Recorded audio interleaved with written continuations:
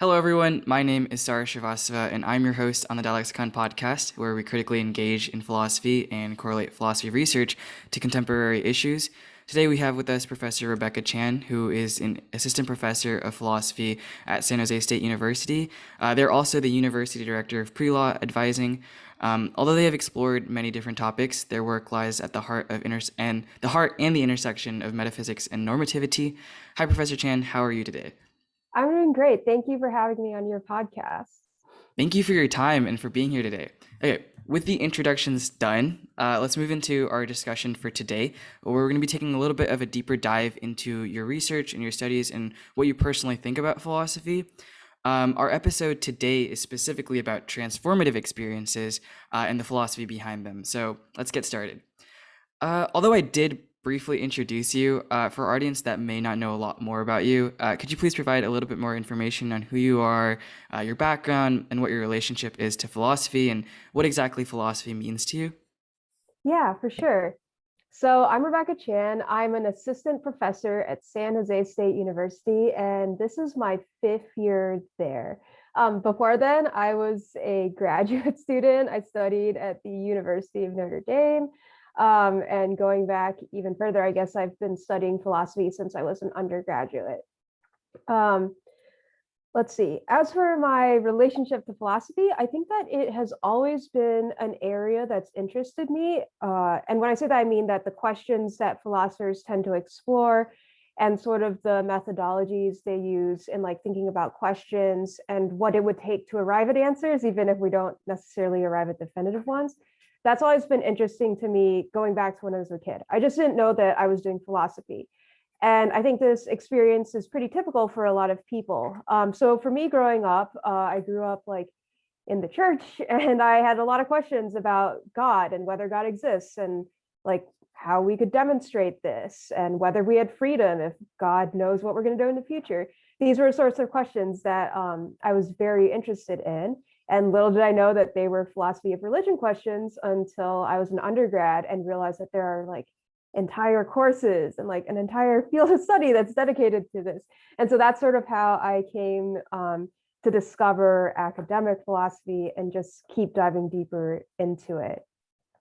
The field of philosophy that I specialize in is metaphysics, which is the study of like how things are in the world. So for example, metaphysicians will ask questions about what things exist. So you can see how for me that was going to be like I cared a lot about whether God existed initially. But metaphysicians care about way more than just God. They might care about things like numbers, material objects, all of these sorts of things. There's also questions about freedom, determinacy. And so these are the sorts of questions that I am most interested in. That's awesome to hear. And I think just personal stories, for a lot of people actually, they just explore philosophy beforehand, and just continue it when they learn more about it in, academic settings. Because unfortunately, high school doesn't do a really good job of introducing philosophy to students as a competitive or as like a field of study, really. So real quickly before we talk like specifically on transformative experiences, I did want to ask you a question that I know a lot of high schoolers actually have. My friends have asked me this question, but what exactly is philosophy research per se? Because, like a lot of people, like a lot of philosophers, when you introduce them, they're like, oh, my research lies in this field. But what exactly is that research? And like, like traditional people, like many people, many high schoolers think of research to be in the context, like the STEM research, right? So how does philosophy research compare and contrast to what that might look like? Yeah, that's a really great question. So one thing that's a little different from STEM fields about philosophy is for the most part, we philosophers do not do like experiment, like some people do, very few people do, but for the most part, we don't go around doing experiments. We don't go around investigating the world. I think philosophy is a little bit unique in that it can be done for the most part from the armchair, so to speak, right? You can literally just sit in a room, think, and you might be doing philosophy if you do that in a sort of rigorous way, right? But of course, we don't just sit in armchairs, we do like a little more than that. So I would say that the field that is close to us in terms of what research looks like is probably going to be English or literature. So we read a lot. So we read what other philosophers have written. If we happen to do history of philosophy, I don't, but other people do, we might need to learn another language, read texts in their original languages, and also be aware of like the historical context in which those texts were written. And so these are the sorts of things we spend time learning. And then what's really cool about philosophy is, and this is why I say it's a little close to English and literature, once we've spent time reading these things and thinking about them for a pretty long time, we come up with our own views and try to further the conversation and push things a little further. And so that's what the thing we produce looks like. We might produce another philosophy paper or book. And what we're doing is extending the conversation and sort of expanding it. Right. I mean, that definitely makes sense. It's a little like compared to what most people know nowadays with research. It's definitely like an interesting an area to do research in, especially like the furthering questions part. I think like a lot of philosophy boils down to kind of just continuing the conversation, right? Like there's often very few like definitive answers, if there are any in philosophy, right? And so like just continuing that conversation is like really interesting. And so like now into like the actual conversation about transformative experiences. Um, I wanted to first understand like this broad terminology of transformative experiences better, right? So what exactly is a transformative experience and what constitutes an experience to be transformative? And like I guess a follow-up question to that, well, I mean, there's no answer yet, but like another question is like, is it possible for one experience to be more transformative than another? For example, like would a student who is deciding to attend a specific college or university, would that be more or less transformative than the decision to have a baby? Yeah, this is a great question. So most of the contemporary work on transformative experience, it originates with the philosopher Laurie Paul, and she introduced sort of this concept. It's not like an entirely new concept, but she did a really great job of like formally defining what it is and the problems that arise when we think about transformative experiences. So let me start with just a basic definition. A transformative experience is going to be an experience that is both epistemically and personally transforming. And I can say a little bit more about what those two things are. So an experience is going to be epistemically transformative if you don't know what it would be like to have that experience before having it. And this might sound like sort of obvious, like how could you know what it's like to have an experience before you have it? But this is actually a deeply controversial claim. And so one example that's given a lot is having a baby. Is having a baby a transformative experience? And a lot of people might initially be inclined to say, yes, it is. How could I possibly know what it's like to have another like being that I'm in charge of or whatever? But then, of course, there are people who will say, well, actually, you might be able to sort of figure out roughly what it's like. So, for example, if you've babysat before, you know what it's like to be in charge of like a little baby.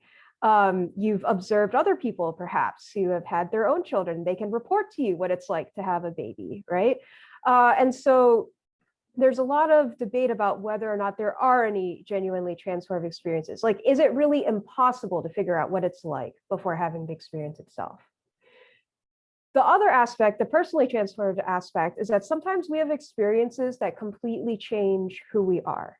So, for example, our core preferences might change, maybe our life goals change, maybe the way we look at the world changes, all right? And you can see how having a child might fall into this category, right? So before you have a child, your preferences might just be like, I want to go have fun with my friends on the weekend or whatever, right? But when you have a child, like perhaps you prefer to spend time at home with your child, I don't know. Your life goals might change. So I definitely have had friends who were extremely like career and money oriented. And once they had children, they're like, actually, now I don't really care about those things anymore. I prefer to just like hang out with my kid and be like a great parent. And then lastly, with respect to like the way you see the world changing, one of my colleagues like very recently had a baby just like a few weeks ago. And we had been talking about transformative experiences because he was like so excited to find out if it would be transformative or not. And he reports that just like everything in the world, even though he recognizes it's like objectively the same as it was before, and there are many horrible things going on, but like when he looks around the world, he just like feels like a little better and he sees like more good in it. And so you can imagine, to go back to your second question about are there degrees, how this would be the sort of thing that easily admits of degrees. Like maybe the way you see your world just changes a little bit, or it changes a lot. Maybe your preferences change a little bit, maybe they change a lot. Same thing with your life goals, right? But the point is that you change enough so that we might look at you and be like, oh, like you're almost a brand new person, right? Who you are has changed in some pretty fundamental way. And so when those two things happen, when you are both epistemically and personally transformed, we say that you've had a transformative experience. Okay, that makes sense. So it has to be both epistemically and, like I guess, personally, right? Is it the second one? Yeah, Yeah, personally exactly. transformative. Mhm. Okay, that makes sense. So I guess just a quick follow-up question on that then. So we understand that there's like these degrees that you can have, but aren't those things like entirely like subjective, right? So how do we know that for each individual person, what we might classify as a transformative experience for another individual will be a transformative individual or experience for like another individual? Is that even possible to do, or like how does the research kind of corroborate that? Yeah, this is a really excellent question. I think that it is very subjective because, of course, whether like a particular type of event is transformative for a person depends a lot upon that person. So one thing that's come up in the literature, Liz Harman has written that like maybe for some people becoming a parent isn't that transformative. For example, maybe there's a huge age gap between them and a younger sibling. And for whatever reason, they spent a lot of time taking care of that younger sibling. For that person, it may be that having their own kid is pretty similar to that and doesn't really transform them at all. On the other hand, you can imagine someone who's like maybe an only child or the youngest, and they've never really been around children, and like they don't have any pets or anything, right? And it is like a really eye-opening experience for them. Uh, it can vary. And I don't think this is weird either, by the way, because if you think about lots of other things in life that philosophers talk about, the example that comes to mind first is happiness for utilitarians. What makes people happy varies from person to person, right? So like, for example, I really like cats. Maybe you're more of a dog person. And so it'd be weird to be like, oh yeah, like giving Saurish a cat would make him happy because giving Rebecca a cat makes her happy. That'd be like a weird thing to just assume. And similarly, the claim is not that having a child is going to be super transformative for every single person. It's just that this is the type of thing we would be unsurprised if it was transformative. And it's probably going to be transformative for most people unless they've already had a relevantly similar experience. Okay, awesome. That definitely makes sense. And just to clarify, I'm definitely a dog person. I actually have a Labradoodle at home. So, yeah, I'm definitely 100% a dog person. Not to say I don't like cats, but dogs are definitely better in my opinion. So, I'm kind of curious about like the ways in which decisions can be altered by transformative experiences, right? Like you've kind of explained how people who might have had like siblings who have a large age gap, you might have already experienced those like that transformative experience, right? And so like your decisions might be different when you have a baby. Like I'm kind of curious on like what like how those things can be altered, right? Like as far as I'm aware right now, decision theory is like the dominant theory of rational behavior in philosophy and like social science in general. Could you explain a little bit more about what decision theory is and why or why not transformative experiences can alter our ability to make rational choices? Yeah, I'd be happy to do that. So I don't want to dive too deep into like decision theory, but I'll say something general about the way most people think we should rationally go about making decisions. Whether or not people in fact do this, I think is a separate question. But typically people think the following is like the prototypical rational way of making a decision. So you have preferences and desires, right?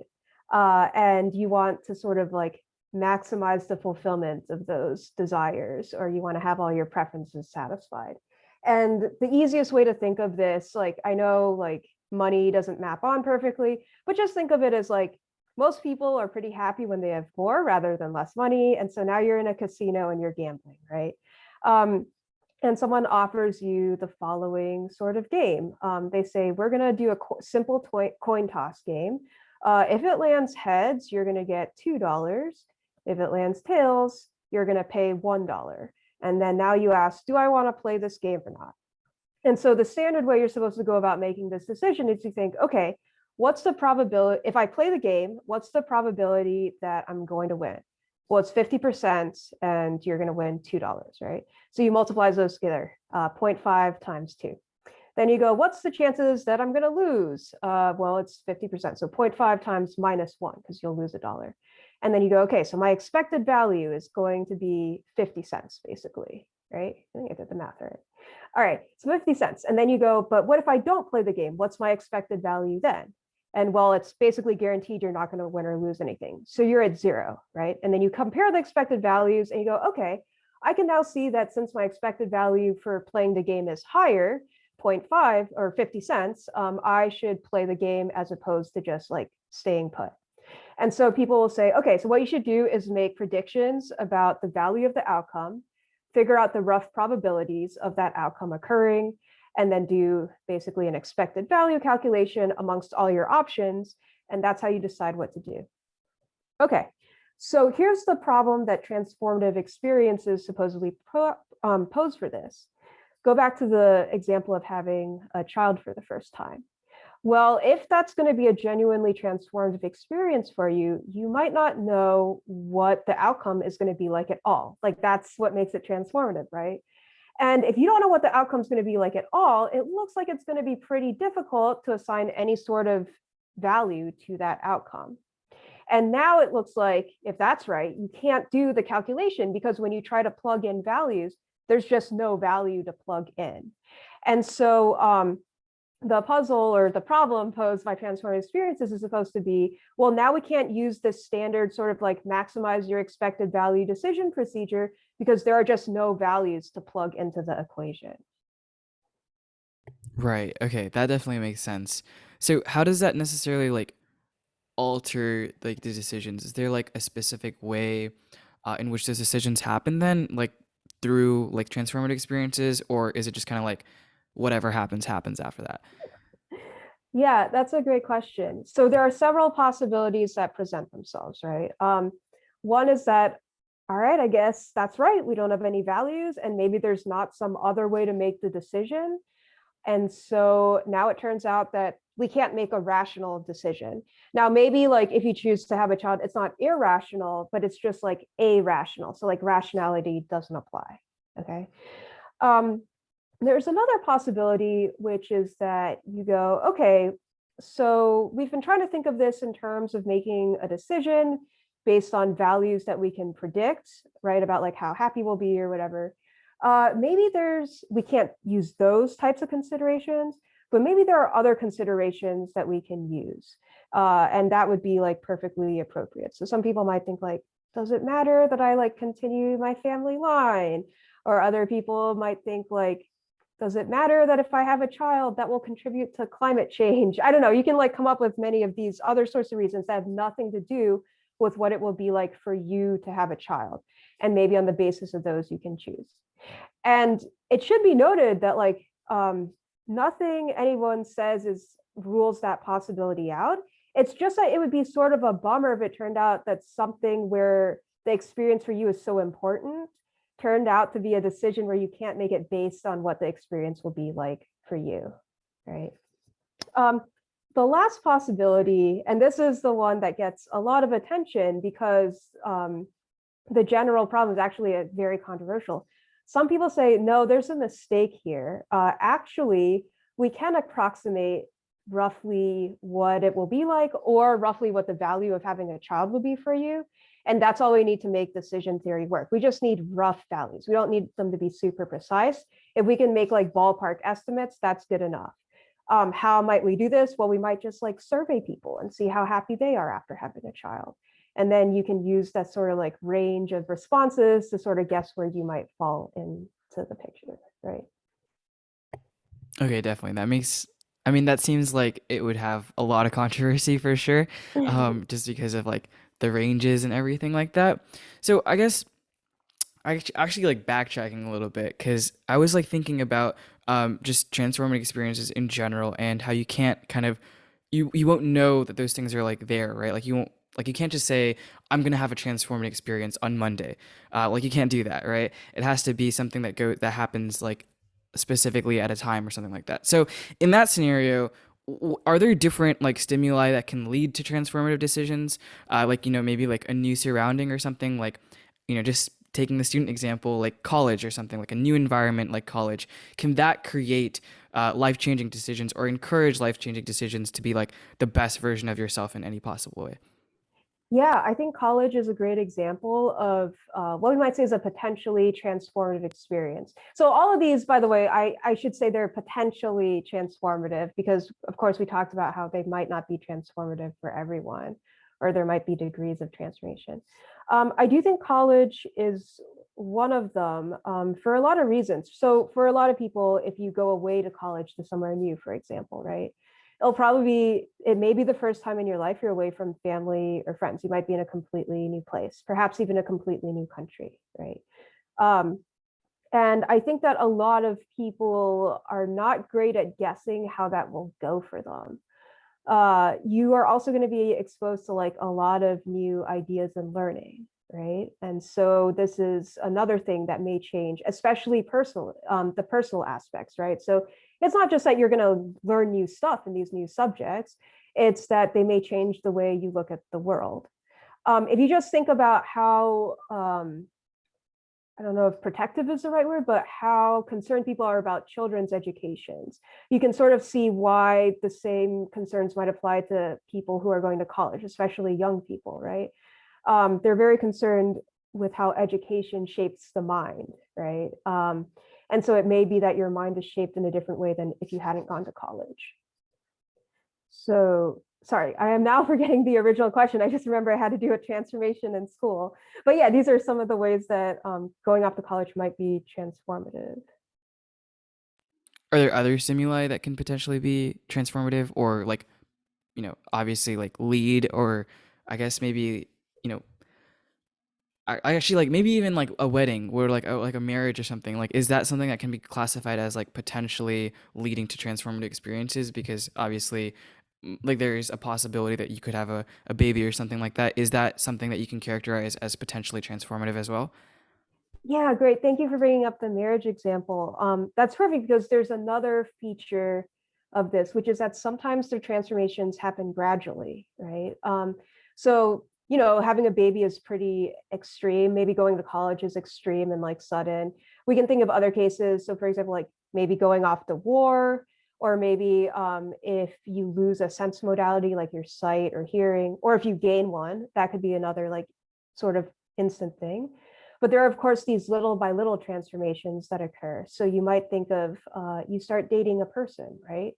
And nothing is happening like immediately from moment to moment.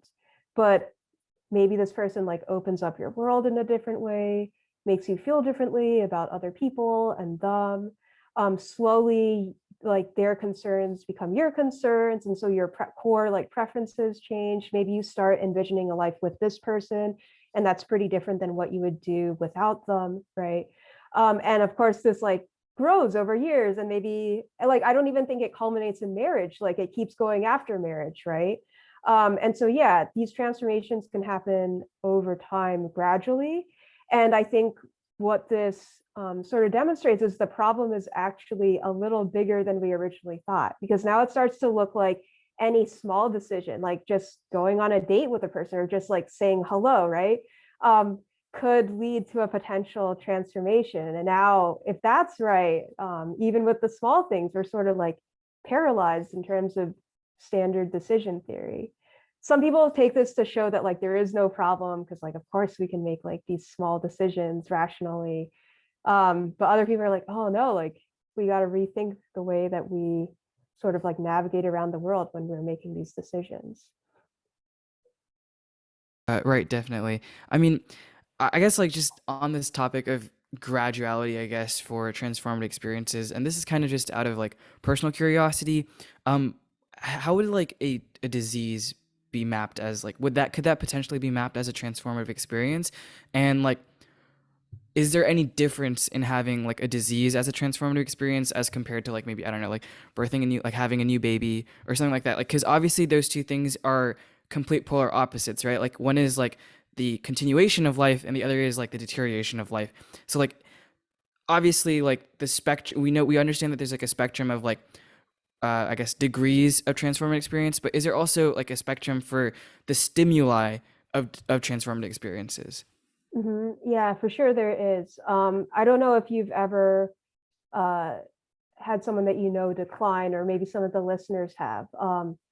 Some people, like there's a person in my family right now who has Alzheimer's, and you can, like, it's still in the early stages, but you can tell that there's definitely a mental change happening, right? And I presume that like as this continues, the person will become more and more different, right? And I think it's certainly true that in these types of cases, there is transformation occurring. And I think both of the epistemic and the personal change, like I've asked this person, like what it's like. And she says, like, I can tell that I'm forgetting things and like that my memory is like not good. Um, but like I also can't figure out how to do anything about it. Like it's weird because like the person's aware of it, right? They're not, and I assume there will come a point where it's just like totally different. um I guess in terms of the decision making aspect, one obvious difference is that for the most part people are not choosing to get these diseases, right? Like diseases are types of things that happen to you. You don't get to choose them, whereas for the most part people get to choose to have children, right? So maybe the decision aspects don't apply in these types of cases because they're not choices. And there are other cases where there might not be choices. So some people think that religious conversion is sometimes like this. So if you think of like the like Paul on the road to Damascus getting struck by light, right? That's not a choice that Paul made. Like sometimes you might have someone who's like Pascal, who's like choosing to like try to go to church to believe, but there are other times these transformations just happen to us, right? Uh, so yeah, I think that that's one important difference, is whether there's a choice involved. And you're right that these can be in like a lot of different areas of our life. So obviously in the case of disease, that's like at the decline of your life. And maybe even the process, if there's no mental change, it's just like experiencing dying, right? And like being confronted with like sort of the immediacy of your impending death. There's a beautiful paper on this by, I am blanking on the person's name, I will remember and like tell you in a second, about their experience like dying, and like how death itself can be sort of a transformative experience, and how it changes the way you look back at your life and see like maybe where your priorities were, where you were wrong about what your priorities should have been, and all of these things, right? Yeah. So I guess like following up on this question, right? Because like the way in which we mapped out, I guess like through Alzheimer's, right? Like the person is aware of that state that's going on, so maybe it can't necessarily be classified as transformative per se, because like, obviously it's changing how they are looking at things, and but maybe down the line it could become transformative, right? But how exactly do like emotions play out in this? Like emotions are like probably a big field to study in like philosophy as well. But like, is there emotional change that happens with transformative experiences? Is that like always going to be there? Is that like something that, we can identify as like 100% a like constituent of transformative experiences, that there's going to be a change in emotions on certain things? Is that something that we can say, or is that not something we can say? This is really interesting. I'm not sure that people have focused too much on emotions yet. So maybe this is something you should focus on, because it would be new and exciting. By the way, let me just pause for a second. The person who wrote the one about death is named Evan, a philosopher named Evan Thompson, in case any of the listeners want to know. So I do think that oftentimes there are emotional changes. So I don't think that's necessary to an experience being transformative. So I think, I mean, for example, I gave the example of my colleague who recently had a baby and is like, oh, the world seems better and I'm just like happier every day. So that would be a transformative experience that involves an emotional change. Um, but I think we could also imagine ones that don't necessarily. So, I mean, in the easy case, just imagine a person who's not particularly emotional and they undergo a transformative change. And like what it does is it changes like the way they envision their life going and like the things they want to accomplish in life. But like they're still pretty unemotional about everything, right? So I don't think emotions are a necessary part of transformative experiences.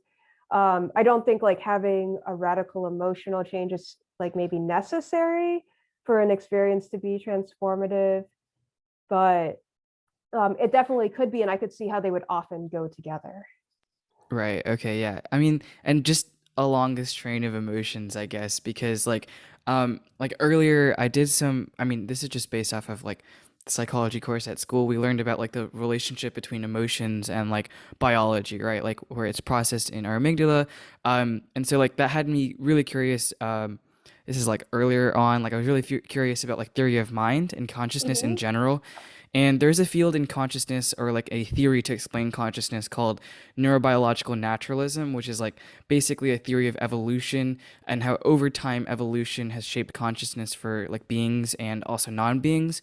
And so like it kind of goes into like the ways in which everything you do, like consciousness in general, can be mapped to biology. And so I wanted to ask, like, is transformative experiences like, is there a biological shift that would happen? Has that been explored ever? Because I mean, if there is like a like I don't know, like a gear switch or something like that, right? Where you have a big experience that changes how you feel or think about certain things, then is that like it would be I don't know, it just seems really curious that like I feel like there would have to be some sort of biological change, right? And if there isn't, then it just kind of goes to show how fuzzy theory of mind can be. Yeah, this is a really interesting one. I mean, I'm not an expert in philosophy of mind, so I don't, and I'm also not a psychologist by any means, so I don't want to make any like grand proclamations. But I think in a lot of the cases we've discussed, we can see how there would be some sort of underlying physiological change that explains why the transformation occurs. And that should be unsurprising, especially if you think there's a very tight link between what goes on in our brain and what our phenomenal experiences are, right? Even if you're not a physicalist, you probably think that what goes on in our brain is very tightly connected to our experiences, right? So, for example, like when you have a child, especially if you birth the child, your brain releases all sorts of hormones and stuff, right? That change the way that you are emotionally reacting to things and just like totally reshapes how you're um, feeling about the situation. In the case of degenerative disease like Alzheimer's, there's also clearly something going on in the person's brain, right? Uh, in the case of like gaining a sense modality, right? It could be that you had something implanted into your brain or your body that allowed you to gain that modality, right? So yeah, I think that there are often going to be biological correlates to the transformative experiences. And then a question for the philosophy of mind people is like, which causes which, or like if this is significant for the decision-making process in any way, or if this at all affects like whether we should think that there's something more or less special about transformative experiences. But I definitely agree with you that there's got to be some connection. And that in some cases, the connection helps explain why the person is undergoing such radical change. Okay, awesome. I mean, that can definitely be something that I can explore in my own time as well, especially with like emotions too. I'm like, that sounds really interesting. So I kind of want to move away from like this physiological, biological discussion now and kind of go back to just reason, or maybe not reasoning, but kind of how transformative experiences can be influenced, right? We talked earlier about the way in which, you know, if you know like the experience of what it might be like to have a baby, i.e., through like babysitting or talking with another individual who can like tell you what it's like those are all kind of opinions and kind of information that you learn from other people, right? So I wanted to ask, like, how are we able to like balance our own opinions and reasonings? Now, obviously, this is like definitely, I want to make sure it's in the context of like transformative experiences, not in general, because there's probably a million different ways we can do that. But like just in the context of transformative experiences, like how does our own opinion compared to other people's opinions and what we learn from other people, how are we able to characterize transformative experiences from that? Yeah, this is a really great question too. I don't know if I would say this is a matter of characterizing transformative experiences so much as I would say this is a matter of how we make decisions. And like this goes beyond just the is the decision being made rationally or not. Um, I think a lot of people, including Lori Paul, who's the person who started the conversation on transformative experiences, care about authenticity. And you can see why this is a thing we would care about, especially in decisions that are very personal, like, for example, having a child, right? Or maybe going to college or doing things that will like shape who you become. Because, of course, we don't want to, or at least a lot of us who are like very individualized, like, we don't necessarily want who we become to be dictated by someone else. And we want to like have our own experiences and think that our life is being shaped by our own decisions, right? And so one point of controversy is whether you are going to be able to choose authentically if the way you're making these sort of like value judgments or trying to fill them in is based purely off of what other people say, right? So imagine that like a bunch of my friends have all had children. They're like, you've got to do it. It's great. Like, we love our babies. And I mean, what I should take away from that, right, is like, yeah, so for this pool of people, having a baby was great, positive value, they maximize their happiness or whatever. But does the fact that having a child maximize happiness for them, is that a reason for me to have my own child, right? Shouldn't I care about how I'm going to react to that situation? Like, I want there to be a tighter connection to like the way I'm predicting the future and myself. Like, I want to imagine myself with the child as opposed to me like in someone else's situation, right?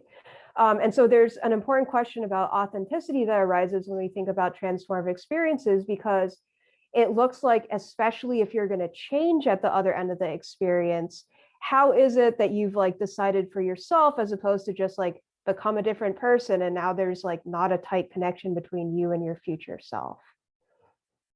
Right, definitely. I think that makes sense. And I think it also like kind of just introduces like an aspect of, how you're talking about authenticity, but also like individualism in general, right? Like Mhm. do my transformative experiences need to be the same transformative experiences as other people? Because obviously each person, we talked about this, has subjective experiences, and all those things can be tied to the individual themselves, but not necessarily mapped out to like a formula, right, or something like that. I wanted to like conclude, right, with a question that pertains to many of our audience members, and it isn't necessarily about transformative experiences per se, but it is about like the field that you explore like the most. So what would you like to say to any high school student or any student in general, who has an interest in philosophy, right? That field can be pretty intimidating and often discouraged, like at least like at like how society is trending now. There's like a higher increase on like STEM and stuff like that. So it's often discouraged and even intimidating because of like maybe like the language and rhetoric that's utilized in philosophy isn't necessarily digestible for the layman, right? And so like, do you have any general advice that you could give to our audience members and like how they can get interested in philosophy, or not interested, sorry, because that's kind of just a personal interest, but like how they can get involved in philosophy and what they can do to learn more? Yeah, well, first I'd caution them that it might be a transformative experience, so they've got to tread carefully. But second, I mean, like, just listening to this podcast and your other excellent podcasts would be a great way to sort of dip your toe in and start exploring the different topics that are out there. Um, and then if these are students who are going to continue education past high school, I would always recommend that they take a philosophy class. It may even be that depending on the school they are, that it's required or fills the requirement. So like, you don't have to feel like you were committed to an entire major or anything, but just to explore, I think would be great. But I'd also like to say that probably a lot of people have explored philosophy, just not in a super formal way. but that exploring philosophy informally is just as good and can be just as fulfilling. I think that if you've ever read any books, like literature books, you've probably thought about a lot of philosophical topics just through reading, right? So, for example, one of my favorite books growing up was To Kill a Mockingbird, and obviously there are huge themes in that book about justice, for example, right? And that's a huge philosophical topic that goes all the way back. Um, I mean, even in pop culture, I think like if you watch Harry Potter or the Marvel movies or Star Wars, there are huge philosophical questions that arise in these sorts of films, right? And so, like, basically, anytime you find yourself thinking about what decisions you can make, what's the right thing to do, um, am I free or like is what I do predetermined, right? Just like, should I be believing this? Like, is my belief in this thing, in this view, maybe a political view, a religious view, whatever, like, is my belief justified? Anytime you ask yourself questions like this, you're doing philosophy, right? Um, and of course, like you can go find philosophy podcasts or take a philosophy class, but I think it's just like these are questions that are really important to everyone. And you're probably naturally thinking about them. You just think about them a little more. You're doing philosophy. And that's one of the really cool things about the field is that really everyone does it. It's just we do it in like different settings. And so just like a little bit of a follow up on that, right? If everyone is doing philosophy, and I know like reflection and just kind of just examination is a really big part of philosophy, right? To come up with your own opinions. What are some ways that maybe like you can like people can express those? Is collaboration one of like the most important? Like, you know, there's often like we hear about like the power of two, right? Where two minds can do so much more. So like how do you recommend maybe if there's like a way for someone to get reflecting or get started on like examining those things? Is there like a point where rather than just reading it becomes to now like interpreting and kind of like just doing that reflection on their own, or is that something that like we kind of already do, I guess? Yeah, I mean, I think it depends on who you are as an individual and the types of things you're geared to.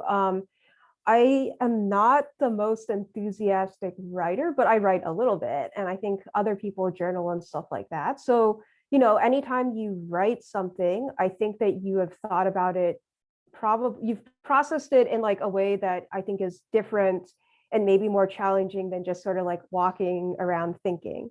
Um, and that could be a way to explore deeper just on your own, right? If you're lucky, maybe you have friends who love to talk about these topics with you. I know that I did growing up, and that was a huge, and that was part of why we were friends, also, right? And like it could be about any, it doesn't have to be like directly about like, I don't know, like Descartes or Laurie Paul or some like specific philosopher. It can just be things like a lot of my friends were musicians and we played music. We talked about whether you can know things through music or the connection between like music and emotions. Um, and like whether there's like spontaneity in creating music or you're just sort of like, um, I don't know, whether you're just sort of like reproducing something that you've heard before and maybe don't remember. Like these are all deeply philosophical questions, I think. And of course, you could like read books about them, but just like conversing about these sorts of things with your friends, I think, is another way of doing philosophy. Yeah, definitely. All right, awesome. That about wraps up our episode today on transformative experiences. Thank you so much for kind of just enlightening us on all this information. I definitely learned a lot more about what a transformative experience is, you know, the two different types, and just the general philosophy behind it and how it can impact our decisions and like what kind of stimuli can lead up to a transformative experience and how those things can be subjective. I'm sure our audience definitely share that sentiment. So thank you so much, Professor Chan. Yeah, you're welcome. Thank you for having me on your podcast. It was a lot of fun.